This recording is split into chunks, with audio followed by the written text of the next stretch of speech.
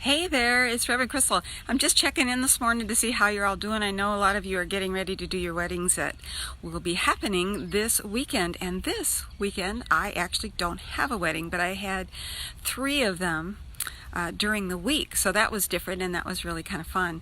And there was something that I learned that I wanted to pass on because I talk about this in the course and I've talked about this in some of the other Facebook Lives. But how do I get rid of that thing? Hey. Hi, Baz and Helen. Is that okay? So that's a different first name. But anyway, hello. Hi, Misty.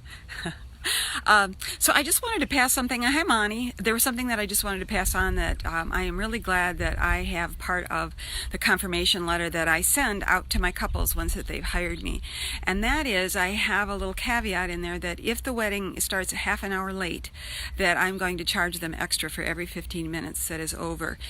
Because and particularly I found this in the smaller, lower priced weddings, I did this one in this beautiful setting yesterday, and they were an hour late, and they had forgotten the marriage license. And so this was a kind of a judgment call that I made, because where I live, we're not supposed to start the ceremony unless we have the license in hand, and they had not remembered to bring it, even though that's something that I also tell them to do. And so they had to send somebody back to the hotel room, which was supposed to have been an hour's trip. So in the meantime, as we're waiting on the beach, hi Richard, as we're waiting on the beach, the reason that this was a small wedding and it was sort of like something that was put together at the last moment was because the aunt or the grandmother was there and she was dying of cancer, and the bride wanted to have her there. So we're on the beach. It's a little bit windy, there's a breeze, but it's hot. And so I had to make the judgment call of whether to go ahead and start the ceremony, because I was a little bit worried about the grandmother being out in this heat. And I know that there's no wedding police that are coming around and saying you didn't have that marriage license in your hand when you started. So so Misty, you did the same thing. Okay, better not comment until I finish this one point.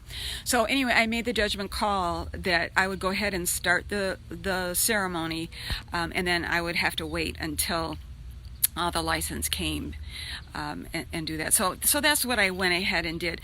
But I do think that there's, sometimes these things that are put together at the last minute, there's so many details that people don't understand have to be taken care of, and that because our time is valuable as well, is that you always have to make some kind of a judgment call of how far you'll go, what you will do. And when it starts to cross the line where you begin to resent and you start criticizing people and going and lumping all all couples and all brides into the same package, they're all rude or they're all inconsiderate or whatever it might be, is then I think that we are in trouble.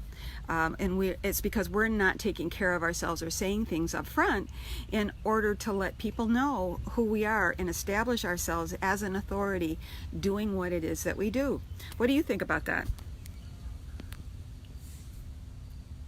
I think that it's a good idea for us to take a stand for being the experts in the field. And this is actually something that I'm going to talk about at the next Wedding Tip Wednesday, about us being the experts and the people who have information that other people want. So that's what I'm going to talk about next Wednesday. But anyway, I just thought that I would share that because it's a good idea to say things and do things up front so that people are prepared.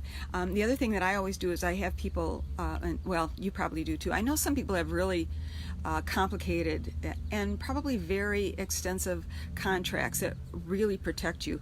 Mine is fairly casual, but they do have to sign it so that they, if anything happens, and I've had to do it a couple times where I say, I told you this and you signed it and said that you understood that. So it's not that I like to be, it's not that I like to be a hard ass or anything like that, but we do have to be professionals. And,